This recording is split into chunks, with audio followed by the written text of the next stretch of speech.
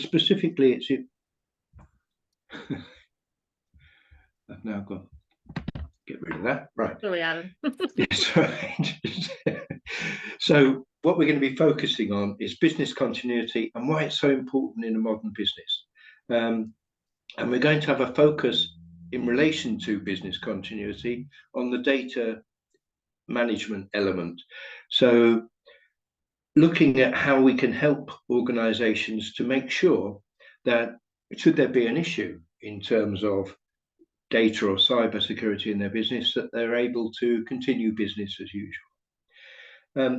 Before we start, I would just make the point that the topic is particularly pertinent given that there is a warning from the National Cyber Security Centre around ensuring that businesses have got their security up to speed, because the likelihood of a cyber attack is massively increased over the last couple of years, and it continues to increase. And in fact, there's been an 80% increase in cyber incidents within health and social care alone. So this is why the government and others are focusing on supporting providers to make sure that their business can be as robust as it possibly can be. So that's what we're going to be looking at and why. Let's just have a quick look at the agenda for this morning. So we're going to be covering why you need to include cybersecurity in your plan. So above and beyond the imperatives that I've just been talking about in relation to the threats that are out there to businesses currently, we're also going to look at other rationale and drivers that are pertinent to your business. Then we're going to be moving on to what you should be thinking about. What are the key areas for thought and action? Then looking at how you need to do it, what you should be doing, what's the easiest way to achieve the objective and still make sure that your business is robustly protected. And then finally, we're going to be looking at how you can test your plan and make sure that it actually works, what you can do to make sure that it's live, current, and effective. So fairly simple approach, but basically following the plan, do, and review model. So let's move on to the first of those items, which is why you need to include cybersecurity in your plan. Before we do that, though, I think I should just acknowledge that business continuity planning is not new, and most providers will have a plan. However, with the increasing use of digital solutions, it's becoming increasingly important to have included the element of data and cybersecurity within your planning process. Most organizations have thought about what to do if it snows, what to do if we get flooded, etc. But in my experience, not all providers have moved their business continuity plan to focus on the particular issues and concerns that can impact on a modern business. So if you haven't got a business continuity plan, there is a comprehensive guide from the Care Provider Alliance, which helps you with all the other aspects that I'm not going to be focusing on this morning. And just wanted to emphasize that throughout all of this process, there are templates and there are aids to help you to get this right, because it is so important within your business. And bearing in mind that I've said it is so important, let's have a look at what those imperatives are. So why should you include cybersecurity in your business continuity plan? Well, if we look at what CQC says, it says that you should check the way you handle personal information meets the right standards. And that's a direct cut and paste from their webpage. And then when we're talking about what standards that they're referring to, they're talking about the rules that you must follow when you handle personal data, set out by GDPR. I won't talk too much about GDPR today, but specifically the National Data Guardian's 10 data security standards. So there are a specific set of standards that you as a social care provider must adhere to. And the National Data Guardian standards tell you how to protect all the confidential personal data that you have, whether that's through paper processes or whether it's through digital processes. And it states that within those standards, says you should only share data for lawful and appropriate reasons. It says that you should make sure your staff get regular training in data security, only letting people have access to personal information if they need it for their job. And then you can see in red, I've highlighted the bits that are particularly pertinent to today's session. So you need to have a plan for what to do if there's a threat to data security. So it clearly indicates there has to be some pre-thinking in terms of what the threats are and how we deal with them. And then the next one I've highlighted is that you need to have a strategy for protecting your IT systems. And you must base this on a proven framework such as Cyber Essentials, etc. So in case you're not aware, Cyber Essentials is a similar kind of assessment to the DSPT, but looking specifically at your cyber aspect of the business. If you complete the DSPT to standards met, then it will cover the key areas of the Cyber Essentials questionnaire, and we'll be looking at that tomorrow, in fact. So the 10 data standards from the National Data Guardian are one of the reasons why we need to be thinking about having a business continuity plan that covers these areas. So I thought it might be worth just emphasizing the importance of the National Data Guardian. The National Data Guardian used to be Dame Fiona Caldicott, so you may have heard of the Caldicott principles in terms of social services. And a while ago, in 2014, in fact, Fiona Caldicott produced a review of data security, consent and opt-outs for the health and social care sector. At this point, this was just guidance and recommendations. And the recommendations were that CQC should amend its inspection framework and its inspection approach for providers of registered health and social care services to include assurance that appropriate internal and external validation against the data security standards have been carried out, and make sure that inspectors involved are appropriately trained. And looking at CQC's new regulatory approach, we can see that they have included this within the quality statements, and that they are looking at much more concertedly what providers are doing in this area. And I was looking at a report yesterday where they used the new regulatory inspection approach and produced a report against the quality standards. And this was very much one of the areas that the inspector was looking at. So the recommendation came out from Dame Fiona Caldicott, and we can see that CQC have responded appropriately to those recommendations. And so now it is prudent for every social care provider to think about this within their approach and within their preparation for compliance with the regulators, etc. So Dame Fiona Caldicott has now gone. The new data guardian is Nicola Byrne. And if we look at what it says within the CQC requirements, it also talks about using some form of external validation for your arrangements to achieve the objective of protecting your data within the organization. So they talk about the data security and protection toolkit within their guidance, stating that you can use that to measure if you meet the National Data Guardian standards and GDPR,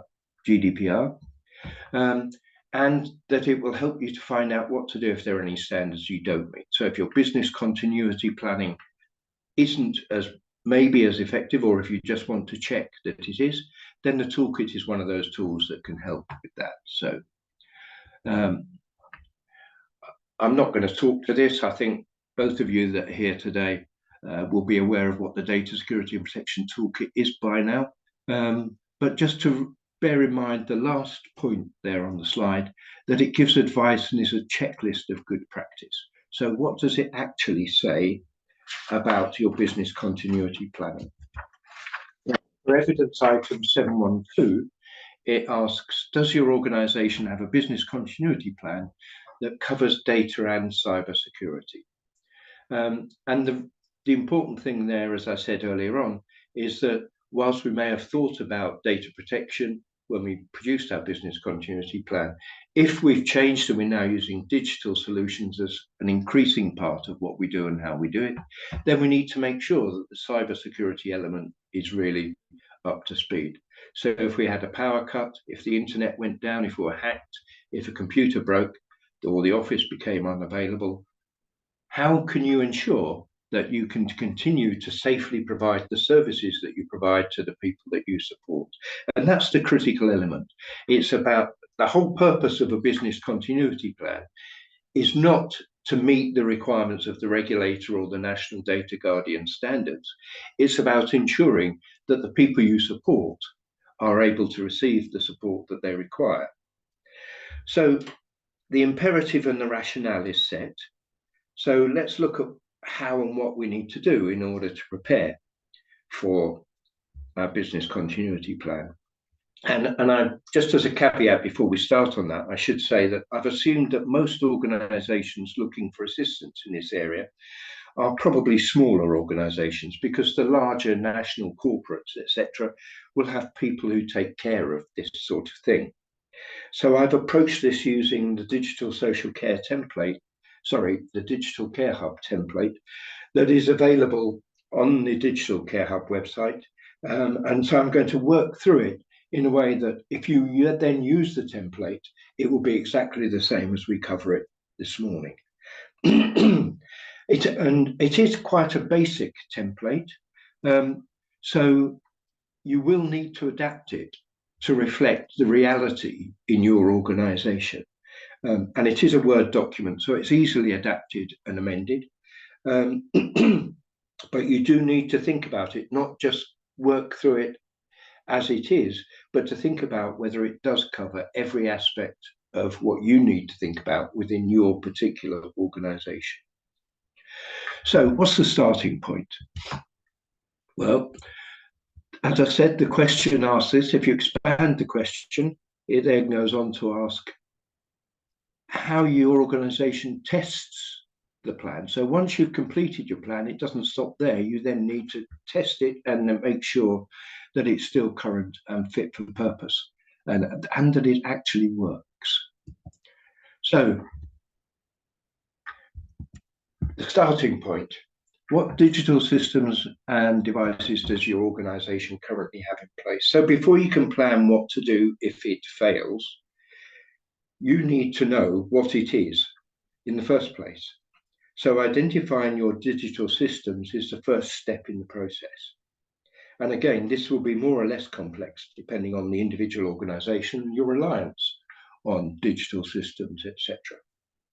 So if you look at the diagram on the bottom left of the slide there, you can see that there's 4 columns.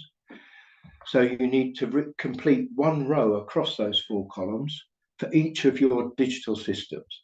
And the sorts of things we're talking about here are at relatively high level. So we're talking email. So for example, NHS Mail or any other email system that you have, you need to have a separate line in your business continuity plan. It could be care planning. It could be HR or staffing system, payroll, document storage. So if you use things like Dropbox, Google Drive, etc., to upload into the cloud. Electronic MarCharts increasingly being used in the sector. Accounts and finance systems, office phone systems, CCTV software needs to be on here. So as a starting point, the first thing you need to do is to think about what have we actually got that we use that holds or processes personal and confidential information. So list each of those. And I would suggest before you complete the template, it's a good idea just to completely brainstorm.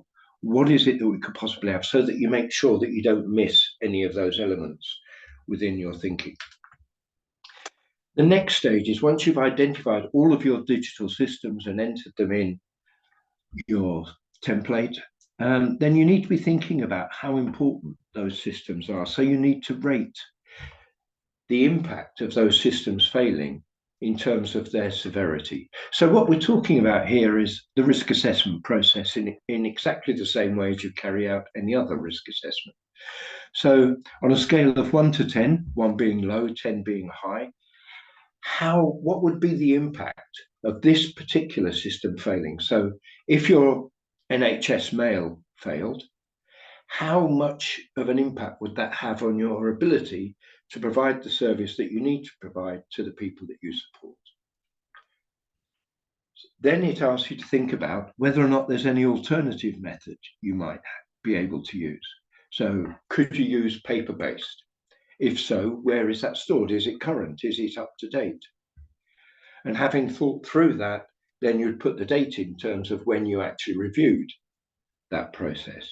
So hopefully you can see that the actual process of completing the business continuity plan is not that difficult, but it does need to be extensive, and it does need to cover all aspects of your digital systems that might impact on your business continuity. So then, having identified the digital systems, the next stage in the process is to think about the devices that you use to access those digital systems. And again, you need to complete one row for each of the devices that you can identify. And here we're talking about things like the servers that you might have, your desktop computers, laptops, tablets, smartphones, memory sticks, anything that holds or processes personal confidential information. And increasingly, you might need to consider both professional devices, business devices, and personal devices that are used for work processes. Increasingly, as people are using smartphones, tablets, etc., out and about, away from the business location, then we need to be ensuring that we've included those in our thinking as part of the business continuity process. So if you or any of the staff use your smartphone to access company emails, client details, etc., then this should be included in the list. So again, on the left-hand side, you would list all of the devices that you've got. And again, think broadly here. Don't narrow it just to what's in the office. And again, carry out the risk assessment in terms of what the impact of that device being lost, broken, or stolen in terms of severity would have on business continuity, business as usual. And again, when the date that you actually reviewed this process. So starting to indicate that your business continuity plan is not a one-off process, that it should be a living document. So as things shift or as things change, we update the business continuity plan in order to reflect the fact that we have considered all eventualities in relation to this. So we've identified the systems that we use. We've identified the devices that we use to access those systems. The next thing to do, the third step in the process, is to think about which of those are the critical elements within our business. So which of those that have scored a rating over 5 in severity. So we were rating from 1 till 10. If a system or a device scores over 5 in that risk assessment, then it would be deemed to be a critical system. So we need to list that on the left-hand side. Then we need to be thinking about where do we get that from? How do we contact those people if that fails, if we need to get it fixed, etc. So if it's a system such as payroll or HR, care planning, etc., it may well be that the supplier have their own business continuity plan in place, but you need to know what that is and whether or not they've got it. So if you're using digital social care records, what's the business continuity plan that your specific provider has in place? How would they ensure that you're able to access what you need to access when you need to access, should something happen at their end, not your end? Where can you access that? Obviously, the thing to do if you're not certain is to talk to your provider in terms of what business continuity planning they've got in place and how they make sure that the system is as secure as it possibly could be. And again, date completed, when did you review that? So again, if you're using digital social care records, for example, and you change supplier, you will need to redo this bit of your business continuity plan to reflect the current reality rather than. So 3 stages there: identify your systems, identify your devices, identify the critical systems and devices.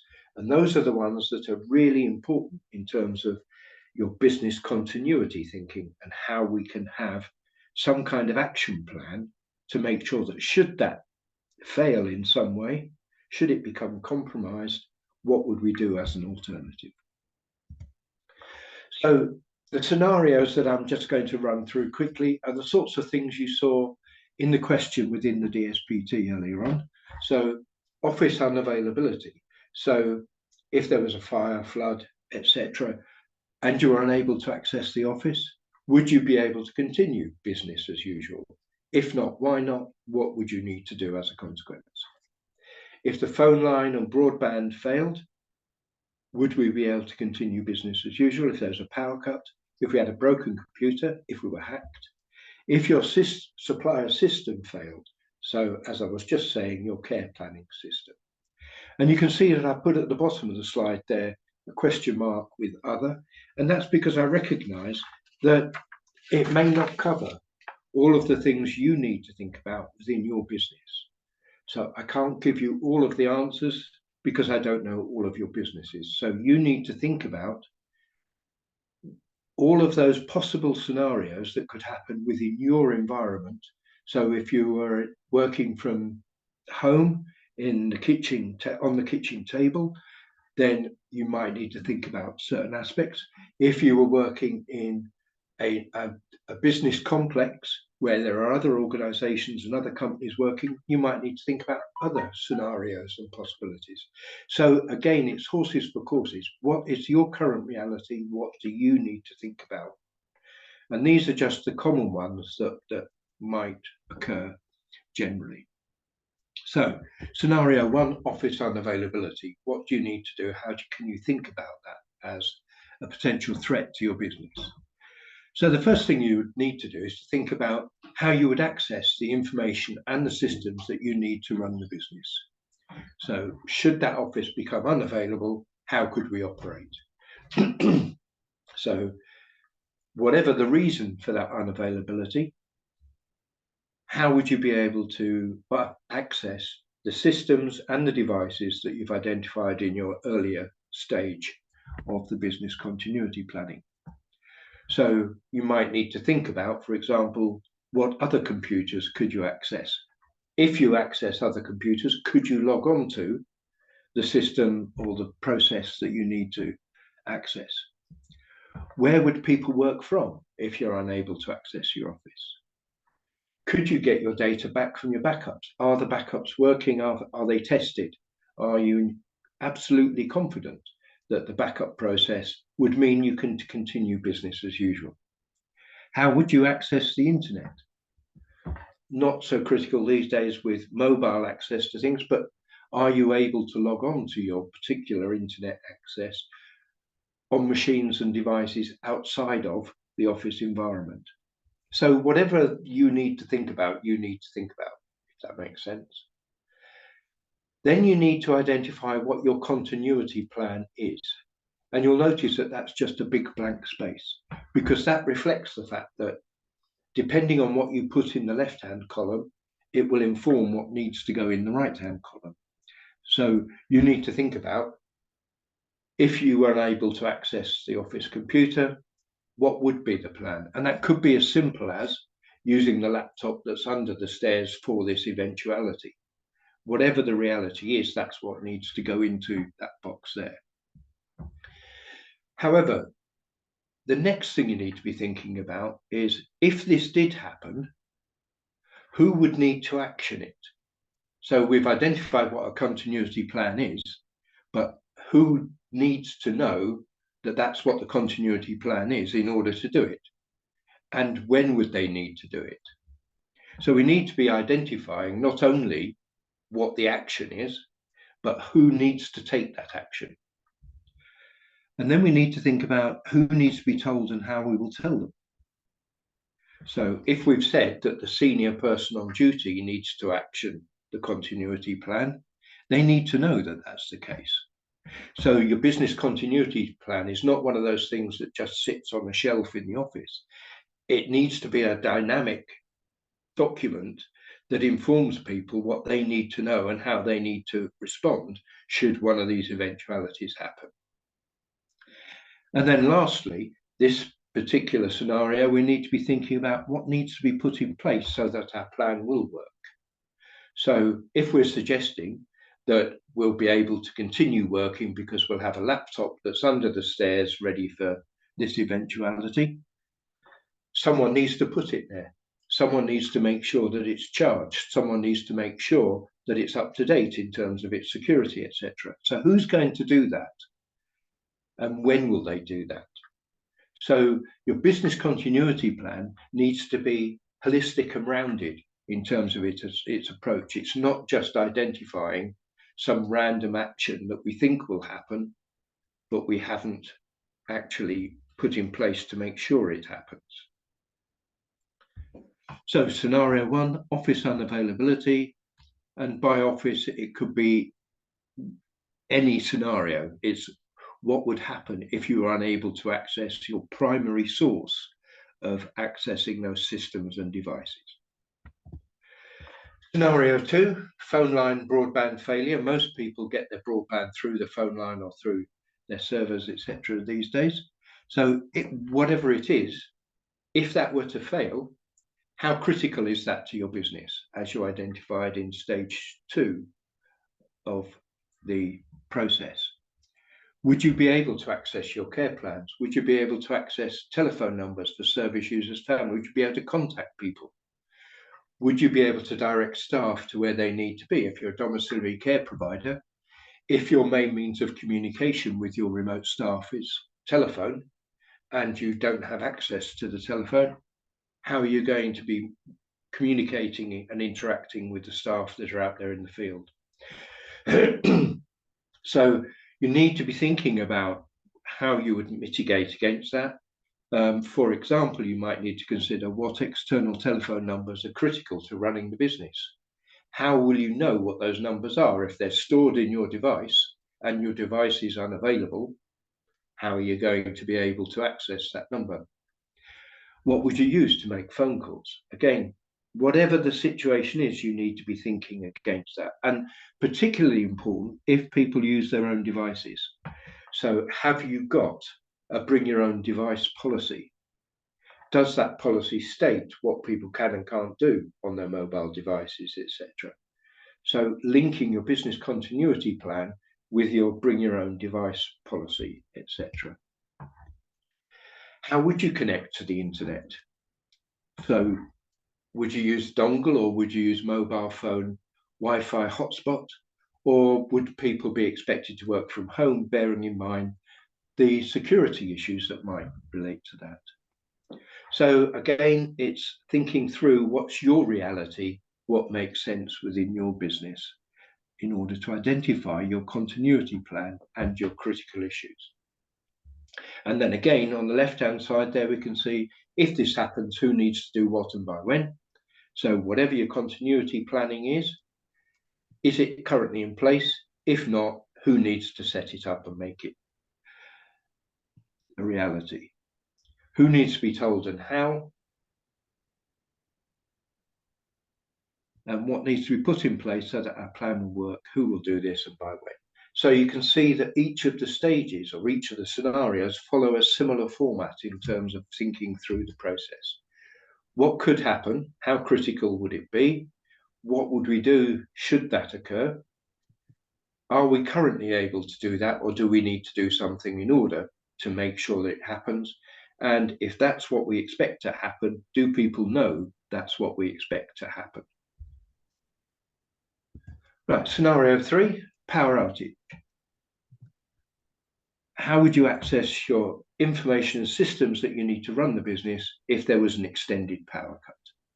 So if you have a laptop, that could last for a period of time using its battery power. You could invest in an uninterruptible power supply system that will provide power. You could have Generators available if you're a care home environment, etc. Or if you work in a shared office, what is the contingency plan that the organisation who rents the office out has for an extended power cut, etc.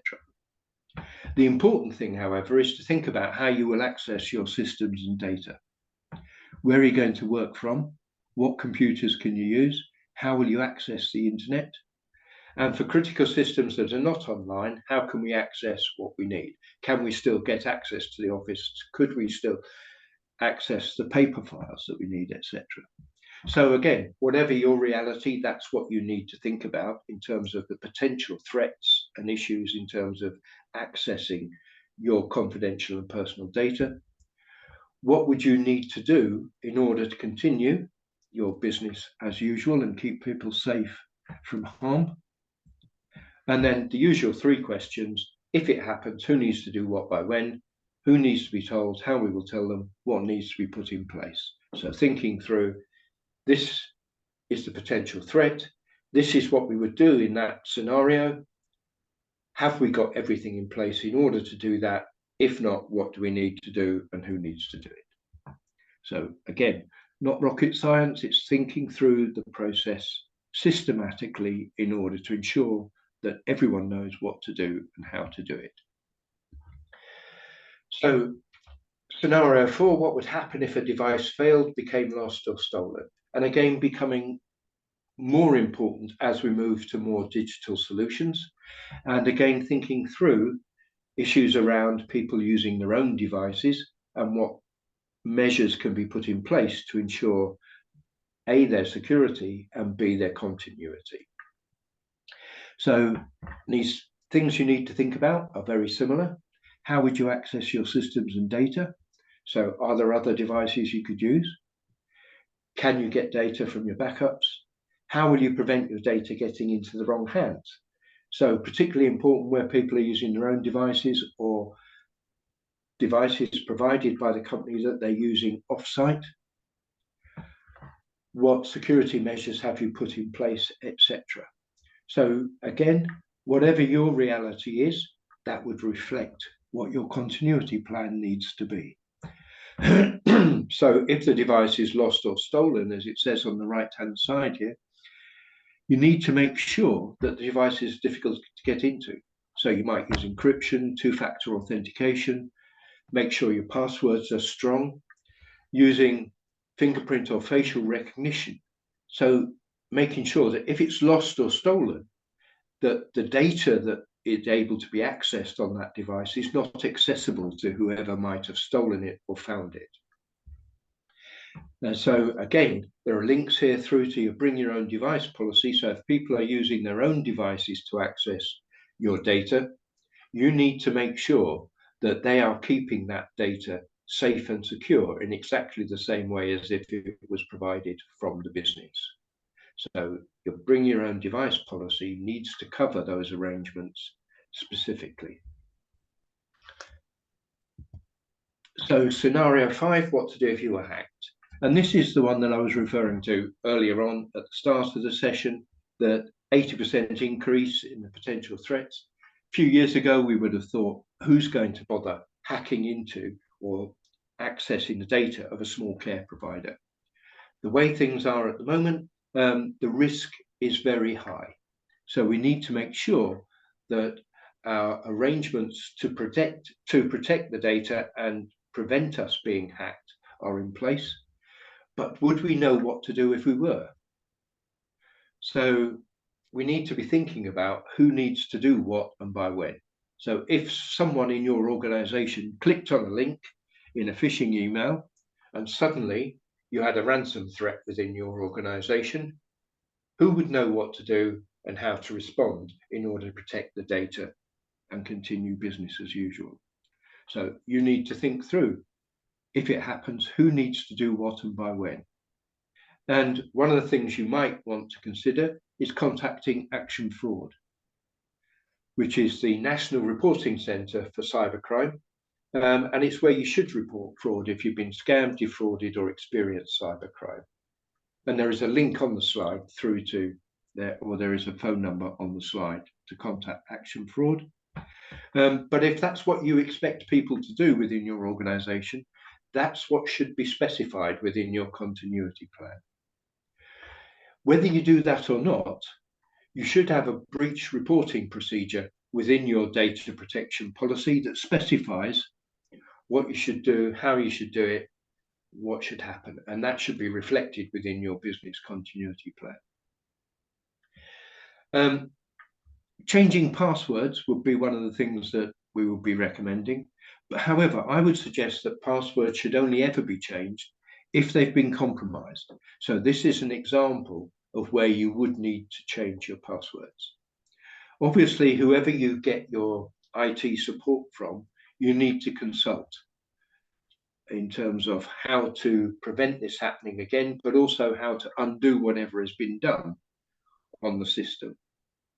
However, it's important that you only restore your backups once you are confident that the threat has been removed from your system.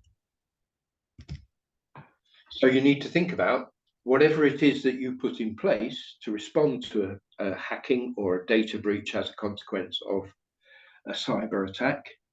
You need to think about who needs to know what to do. What do we need to put in place to ensure that they know what to do and how to do it? And thinking about your preventative measures to try to prevent it happening in the first place. So clearly we're talking about keeping operating systems and software up to date, antivirus software, firewalls, etc., etc. And I'll talk more about that tomorrow in the session on IT and devices. And then also thinking about, this is slightly different to the other scenarios, what prevention measures do we have in place in terms of staff training?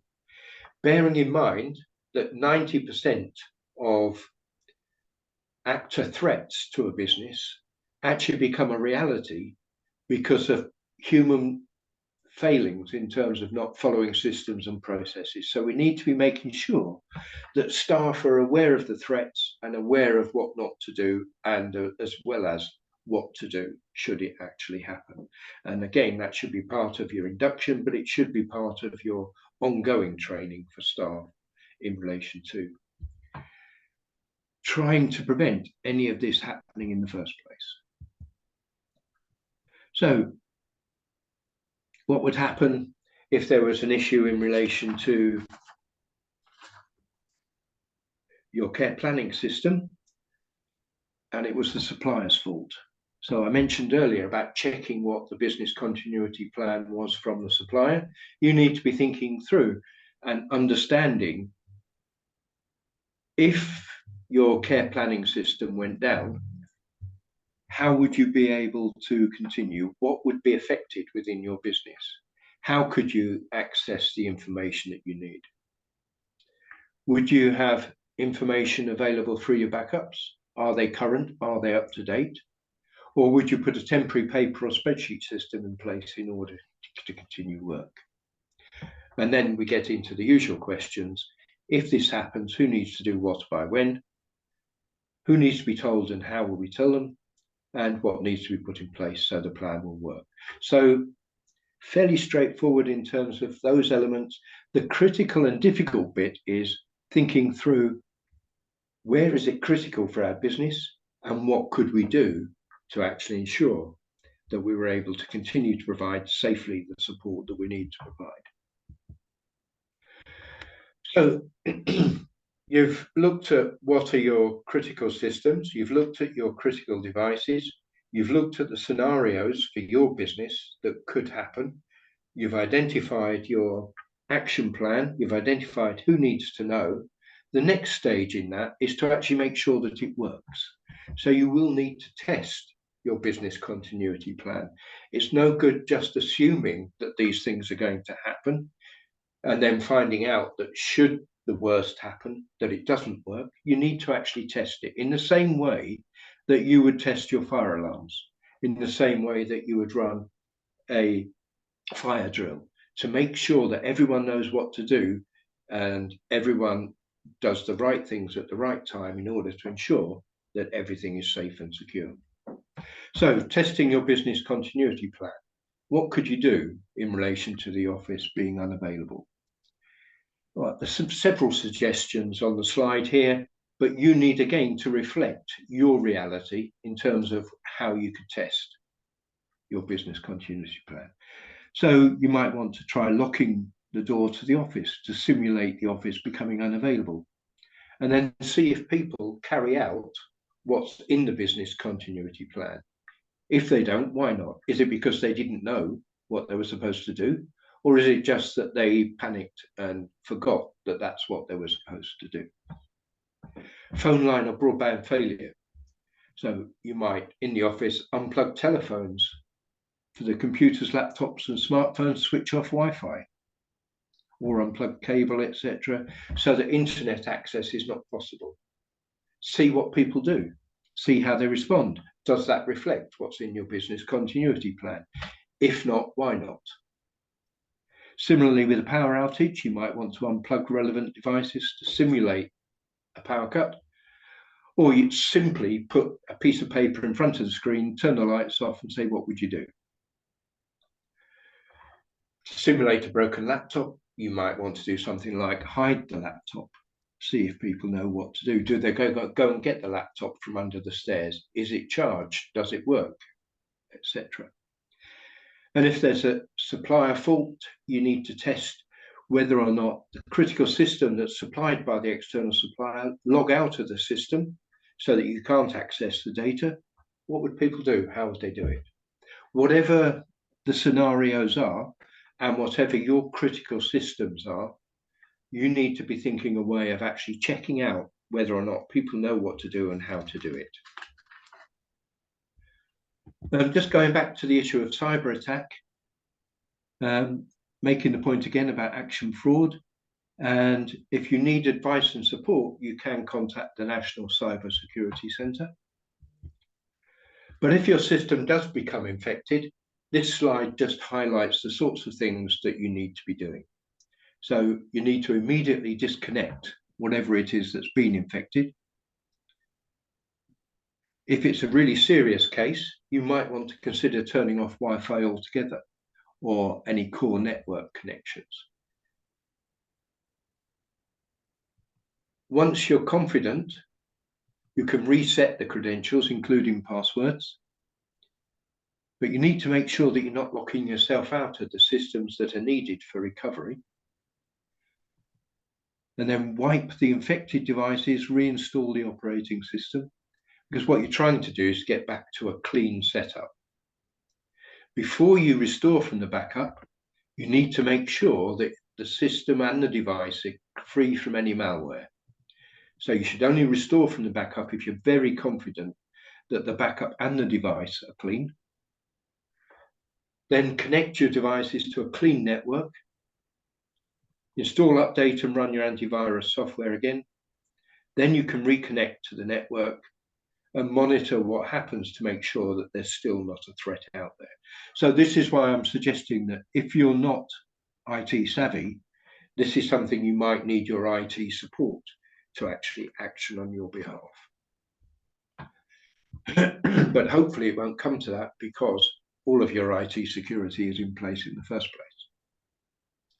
So whatever you do to test your system, you need to record the fact that you have tested it and what the outcome was. So what did you do? What were you trying to test? So office unavailable, and then describe what you actually did. Who carried out the test? Who was involved? What were the results? What was the outcome? Is there anything under remedial actions that we need to do to make sure that it works better, smoother, more effectively, and the date that we completed that? So from start to finish, it's not terribly complex, but it does require a systematic thinking through of all of the possible elements that need to be included. What are our critical systems? What are our critical devices? What are the possible threats? What can we put in place to mitigate against those threats? Who needs to know what those mitigations are? And how do we actually make sure that it would work in reality? So I'm going to stop sharing at that point and ask if there are any questions, etc.